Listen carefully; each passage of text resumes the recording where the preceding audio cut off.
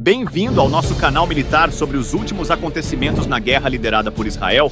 Você pode se inscrever para ficar atualizado. Ontem de manhã, o exército israelense realizou uma operação militar impressionante durante a guerra. Foi uma das mais notáveis das últimas décadas. Eles conseguiram libertar 2 israelenses sequestrados pelos extremistas em Gaza, na cidade de Rafah, ao sul de Gaza. Luiz Hari e Fernando Marma, ambos na faixa dos 60 e 70 anos, foram libertados graças a essa operação. As famílias foram notificadas às 3 da manhã e os libertados já estão no hospital. A operação começou às 1h47 da manhã, envolvendo várias unidades do exército israelense, especialmente as forças especiais, que chegaram a um prédio onde sabiam que os sequestrados estavam há vários dias. Na verdade, não foi possível realizar a operação antes porque ainda não haviam dado as circunstâncias necessárias para um resgate bem-sucedido. Essas operações são extremamente perigosas e requerem combate real. As forças especiais israelenses entraram em confronto com os extremistas que mantinham as pessoas sequestradas. Eles conseguiram eliminar os extremistas e libertar as vítimas. Os soldados envolvidos ficaram chocados com o que estava acontecendo, mas agiram rapidamente para proteger todos sob fogo inimigo, tanto na entrada quanto na saída do prédio. Esses soldados corajosos garantiram que todos fossem resgatados em segurança. Mas há um detalhe importante que eu gostaria de compartilhar sobre aqueles que foram sequestrados. Desta vez, eles não estavam em um túnel, mas em um ponto específico dentro de um prédio em Gaza. Isso ressalta a gravidade do problema, mostrando que civis estão sendo usados para apoiar o sequestro de outros civis israelenses. Isso contradiz a ideia de que todos os civis em Gaza são inocentes, já que muitos deles estão envolvidos em atividades extremistas contra Israel. De qualquer forma, as forças israelenses conseguiram resgatar as pessoas sequestradas, incluindo Carlos, que estava na cidade de Rafah. Graças a Deus, eles já foram reunidos com suas famílias.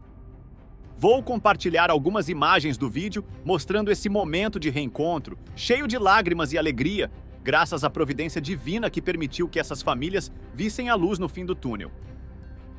Eles agora podem vislumbrar uma nova esperança com este novo amanhecer. Para as famílias cujos entes queridos foram sequestrados, a incerteza é angustiante. Não sabem se estão vivos ou mortos. Imagine alguém de 70 anos, precisando de remédios e cuidados, sendo mantido em condições subhumanas durante um conflito. Algumas pessoas criticam a ideia de um cessar-fogo, mas sem ele, o exército israelense não teria conseguido libertar os sequestrados. Isso mostra que o combate aos extremistas não deve ser recompensado. O exército de Israel está disposto a resgatar os sequestrados sempre que possível. Este é um compromisso antigo, não algo feito por conveniência. O exército israelense queria libertar quando teve a oportunidade. Isso significa que, apesar das críticas sobre não cessar o fogo, as condições de segurança não permitiam a libertação dos sequestrados enquanto o fogo continuasse. Israel ofereceu várias vezes cessar fogo, mas foi rejeitado pelo outro lado. Eles recusaram o cessar-fogo porque não concordavam com as condições de libertação propostas por Israel, que incluíam cuidados médicos e atenção adequada. Este é outro aspecto importante a ser considerado e analisado.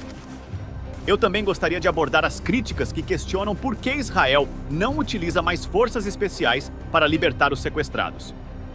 A questão é que não é tão simples. Mesmo que haja muitas pessoas sequestradas, enviar mais comandos para resgatá-las não é fácil. Precisamos lembrar que esses resgates envolvem grande risco, e os soldados de Israel não devem ser enviados sem consideração. Também temos que pensar nas famílias desses soldados. Durante um resgate, há o risco de que os extremistas machuquem os sequestrados. Existem muitos fatores a considerar, por isso não é comum realizar esse tipo de operação.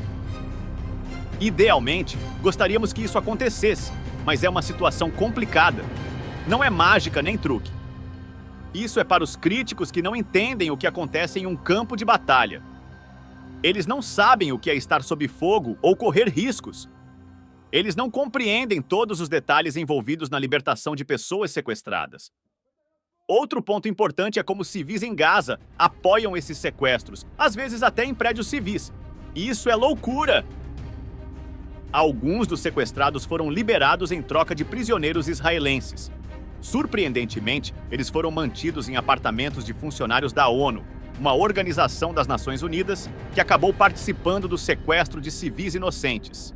O exemplo israelense que vimos nos últimos relatórios é sobre os edifícios da ONU. Houve apoio direto a partir de lá. Inclusive, um dos edifícios tinha uma instalação de comando que recebia energia diretamente da ONU. Surpreendentemente, ao longo dos anos, a ONU não percebeu que uma instalação operacional estava usando sua energia. Além disso, armas foram encontradas em sacos de carga da ONU. Um exemplo é o caso de Mohammad Wassá, um repórter da Al Jazeera, que também era um comandante de uma organização extremista. Quando Israel ataca um comandante extremista, os anti-israelenses usam isso para criticar Israel, mas quando o mesmo comandante está presente em um local atacado, isso raramente é mostrado pela mídia ou pelos críticos de Israel. Este é o terceiro ponto que eu queria compartilhar, e o último que quero mencionar. Confio que, com a ajuda divina, mais sequestrados serão libertados, seja por operações ou por outras formas. Espero que você entenda o grande dilema que Israel enfrenta ao ter que resgatar famílias mantidas pelo governo extremista islâmico. Por isso, espero que com a ajuda divina, mais pessoas sejam libertadas, trazendo dias de paz e alegria para Israel.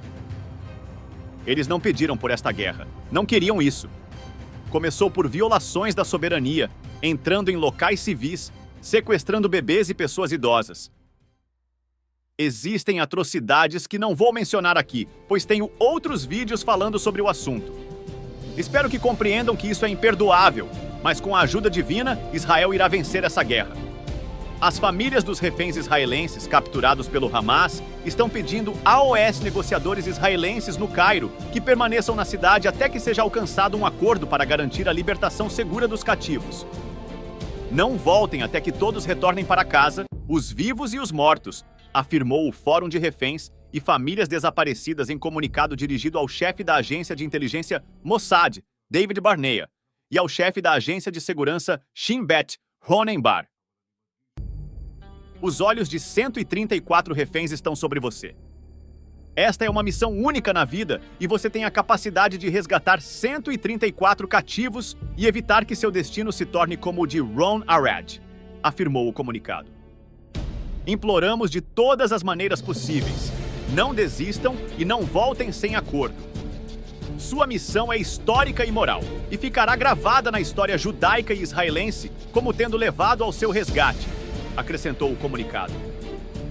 Uma reunião entre o diretor do Mossad, Barnea, o diretor da CIA, Bill Burns, o primeiro-ministro do Catar, o cheque Mohammed bin Abdulrahman Al Thani e autoridades egípcias está em andamento para discutir um acordo sobre Gaza. Ron Arad era um navegador da Força Aérea Israelense que teve seu avião de guerra abatido no Líbano em 1986. Ele foi capturado pela milícia xiita local Amal e posteriormente entregue ao grupo do Irã, que anunciou sua morte em junho de 2008. Expresso meu agradecimento por colar no canal Militar Estratégico. Até a próxima!